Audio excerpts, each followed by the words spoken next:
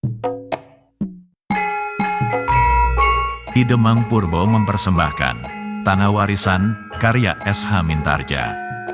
Jilid 5 bagian yang ketiga. Pada akhir bagian kedua yang lalu, Temunggul dan dua orang kawannya memberikan pernyataan palsu ke Kademangan untuk membalas dendam kepada Bramanti. Apa yang akan terjadi selanjutnya? Silahkan ikuti bagian ini.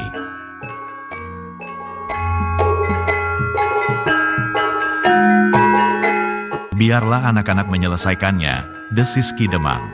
Tetapi jangan kita biarkan mereka pergi sendiri. Kadang-kadang aku bercuriga, apakah Bramanti itu bukan sekadar seseorang yang dipergunakan oleh orang lain di Kademangan ini? Ya, aku pun mencurigainya, sahut Ki Jagabaya.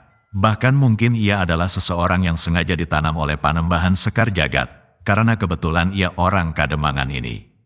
Ki Demang menggeleng. Tetapi ia tidak berkata apapun juga tentang itu. Bahkan kemudian ia berkata, "Marilah, aku, Ki Jagabaya dan beberapa orang akan melihatnya." "Terima kasih Ki Demang, aku akan minta izin dan kesempatan untuk memberinya peringatan dengan caraku." Ki Demang mengangguk-anggukkan kepalanya. "Baiklah, tetapi kami yang tua-tua tidak akan melepaskan kalian. Aku akan mengambilnya di rumahnya." Terserah. Sebelum mereka berangkat, seorang naik ke pendapa Kademangan, lalu duduk di antara para pengawal. Sejenak ia berdiam diri, namun kemudian sambil berbisik ia bertanya kepada seseorang yang terdekat. Apakah yang telah terjadi? Maka diceritakannya apa yang dikatakan oleh Temunggul, sehingga anak muda itu, Panjang, terperanjat. Aku melihatnya ketika ia pergi ke sungai. Panjang menjadi ragu-ragu. Tetapi apakah betul Bramanti melakukannya? Dalam keraguan-raguan itu, ia pun kemudian berdiri karena beberapa orang yang lain pun berdiri juga. "Kemana kita akan pergi?" bertanya Panjang kepada orang di sebelahnya.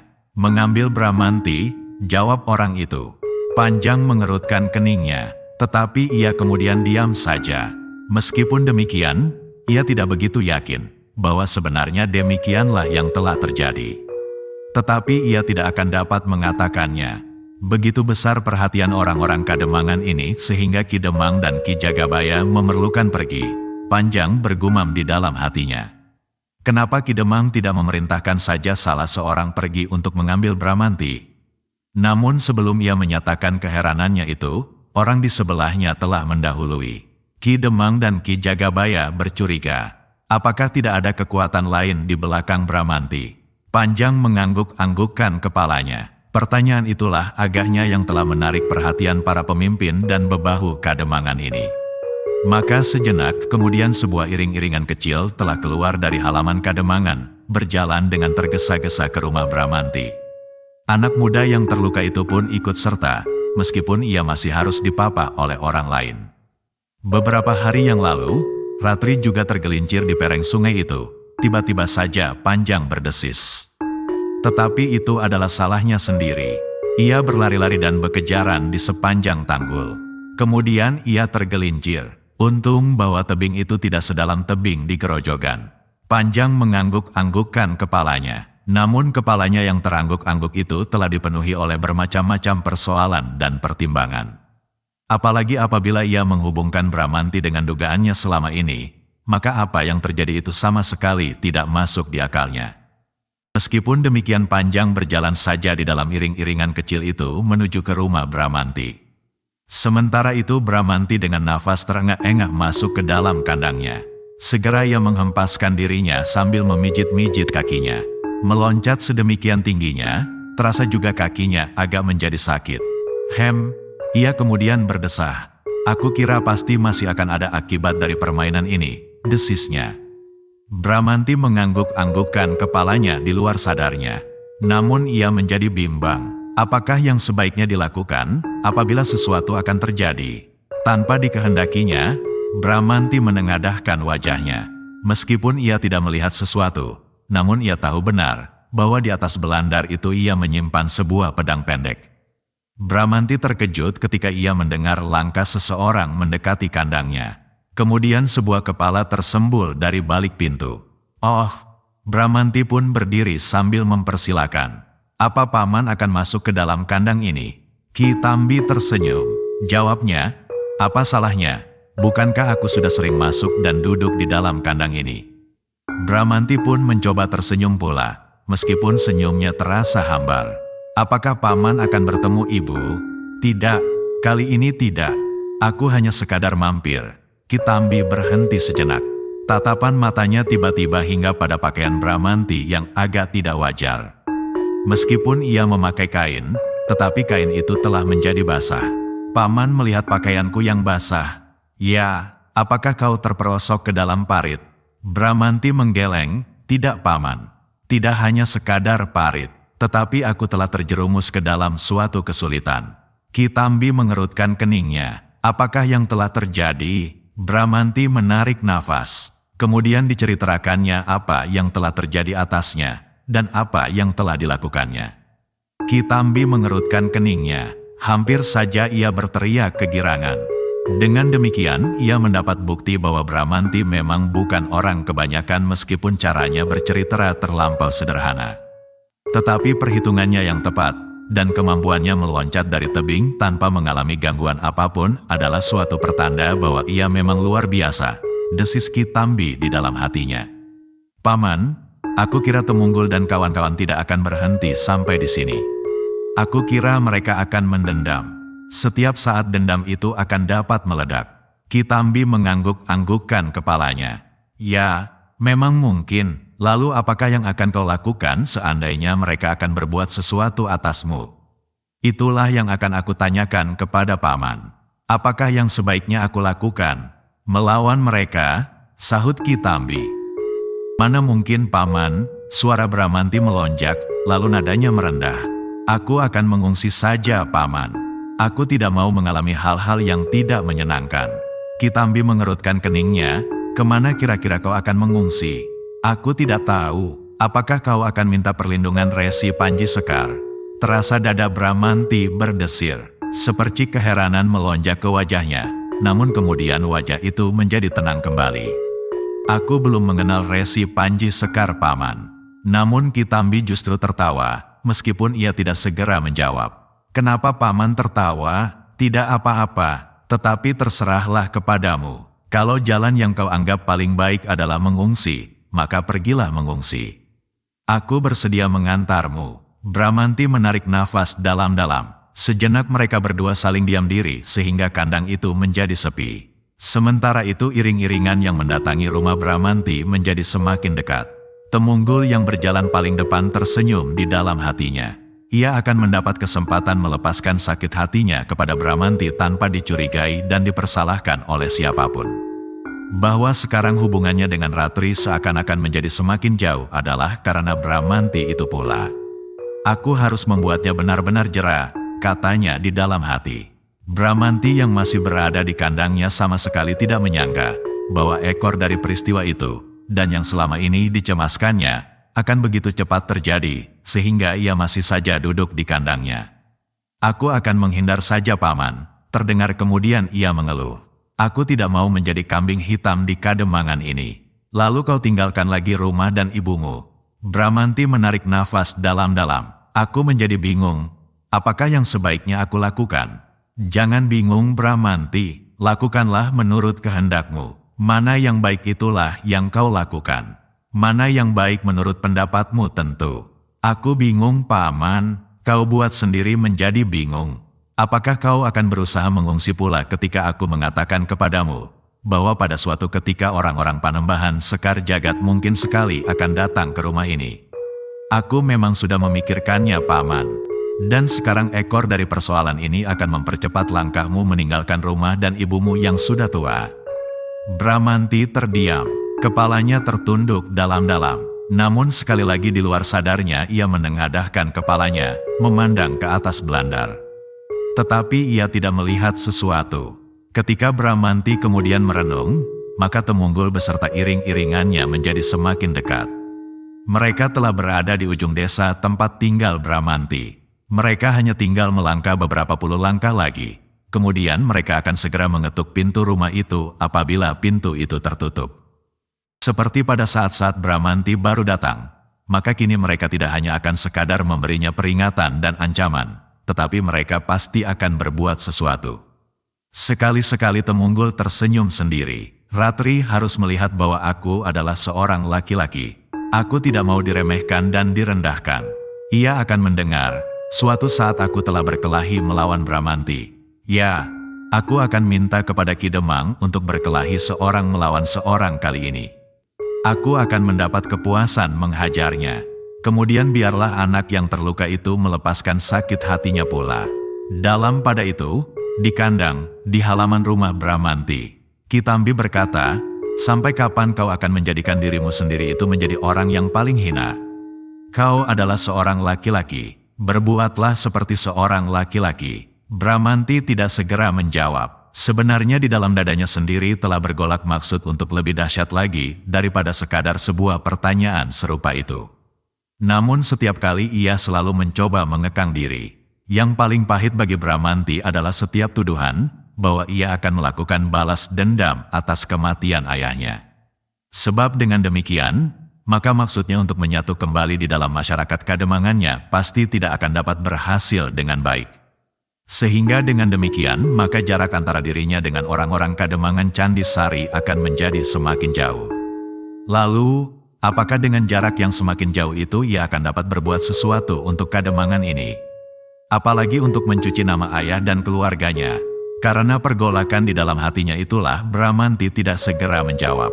"Bramanti," berkata Kitambi, "adalah baik sekali bahwa seseorang itu rendah hati, menahan diri, berbaik dengan semua orang, tidak sombong, tidak angkuh dan segala macam kelakuan lain menurut orang tua-tua.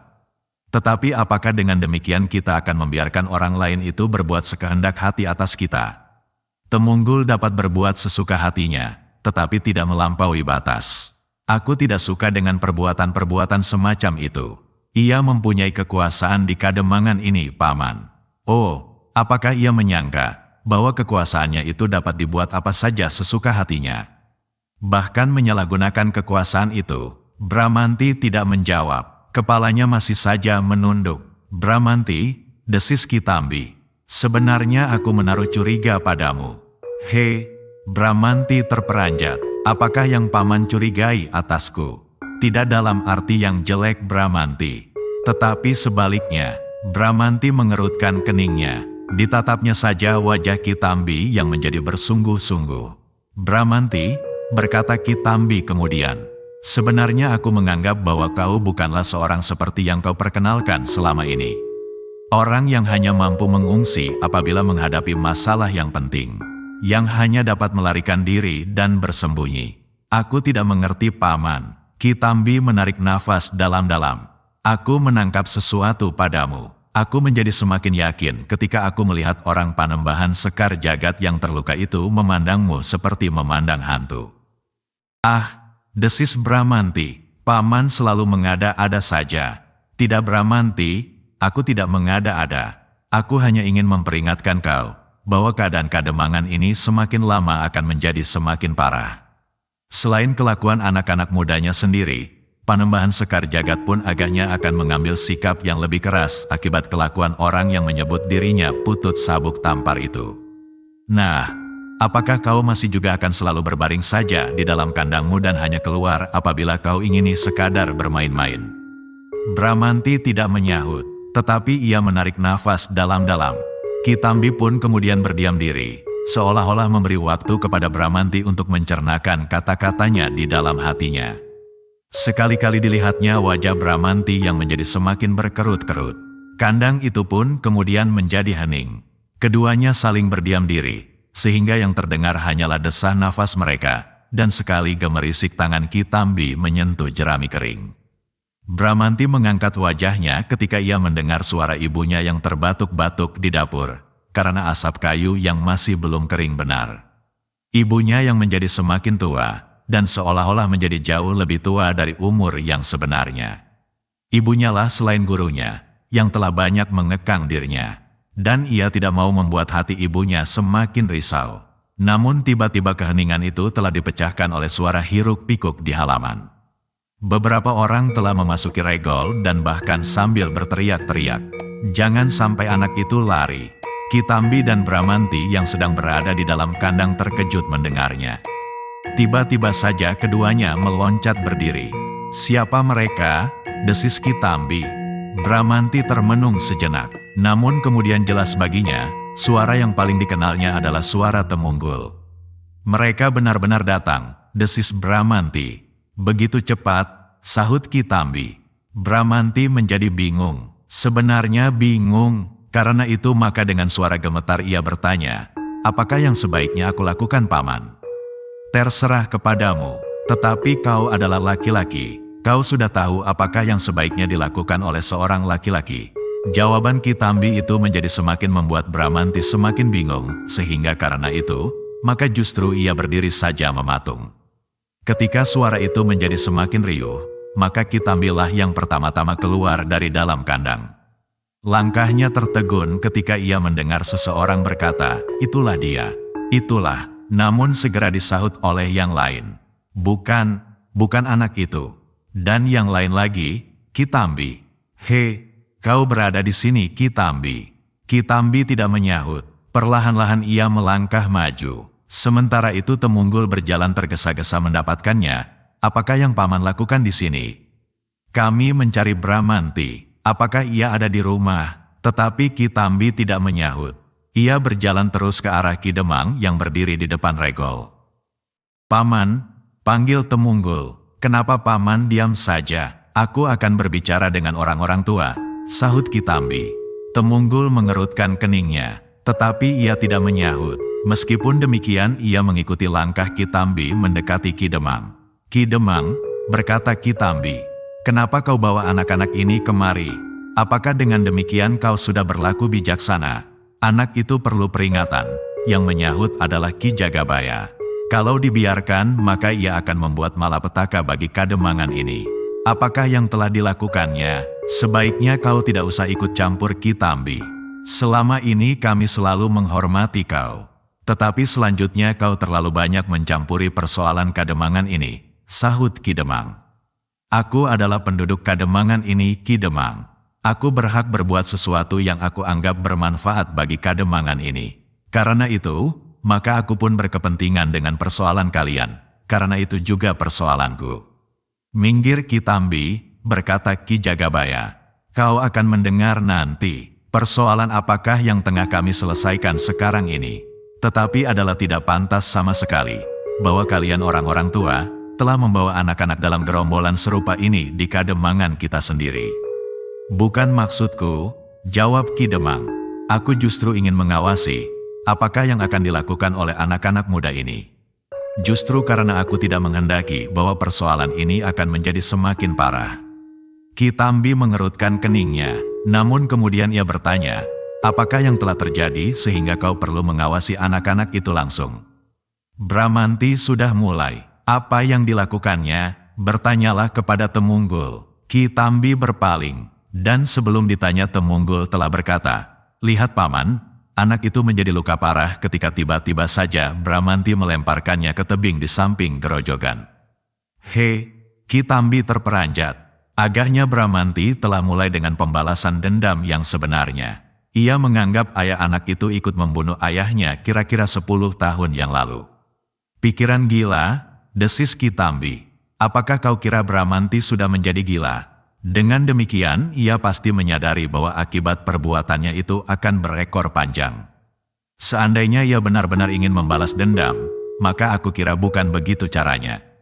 Mungkin ia mengharap anak itu mati seketika, atau setidak-tidaknya terluka parah sehingga tidak dapat pergi dari tempatnya sampai saatnya ia mati, karena gerojokan itu jarang sekali dijamah orang. Sebodoh-bodoh Bramanti, ia tidak akan membuat perhitungan begitu dungu. Kemudian kepada Ki Demang ia berkata, "Nah, apakah kau percaya akan hal itu, Ki Demang?" Ki Demang mengerutkan keningnya, tetapi ia tidak segera menjawab. Yang menyahut adalah Temunggul. "Paman, adakah Paman sudah bertemu dengan Bramanti?" "Nah, aku kira Bramanti telah meracuni Paman dengan keterangan-keterangan palsu." "Maaf Paman, kedatangan kami kemari karena kami ingin bertemu dengan Bramanti." Kitambi untuk sejenak berdiri-diri. Tidak bijaksana baginya apabila ia menahan anak-anak muda itu. Dengan demikian, maka ia sendiri pasti akan dilawannya. Apabila demikian, maka harga dirinya akan turun di mata anak-anak itu. Sementara itu, Ibu Bramanti terkejut pula mendengar hiruk-pikuk di halaman. Sejenak ia mengintip dari balik pintu. Dilihatnya Ki Tambi sedang berbicara dengan Ki Demang, Ki Jagabaya, dan Temunggul.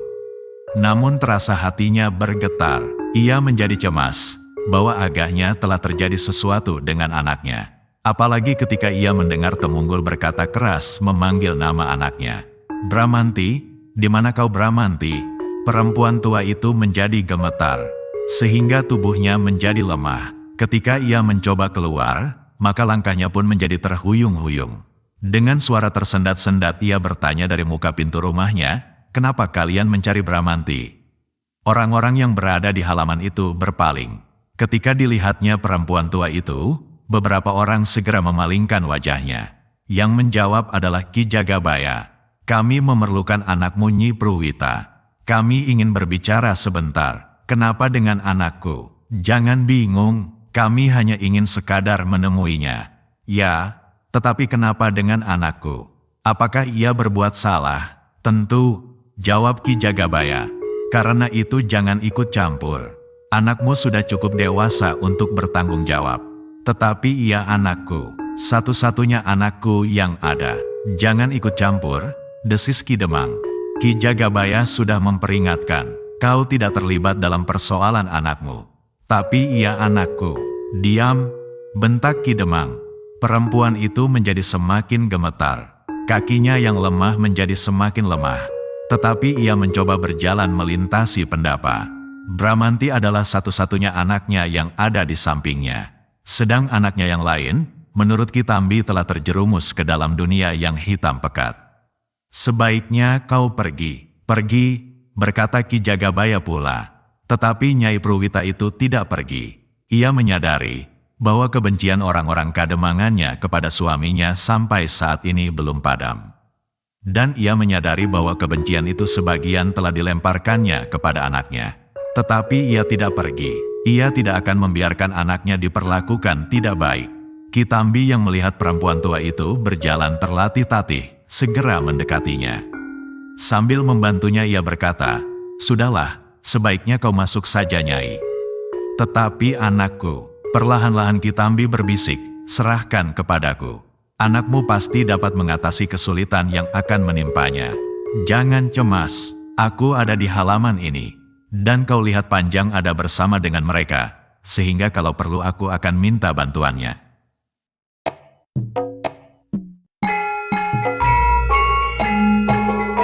Demikianlah cerita jilid 5 bagian ketiga ini berakhir. Selanjutnya apa yang akan terjadi? Kita ikuti cerita lanjutannya pada bagian keempat mendatang. Jika Anda berkenan, silakan like, share, dan bagi yang belum, jangan lupa subscribe channel Ki Demang Purbo @cerita Mataram. Nuwun.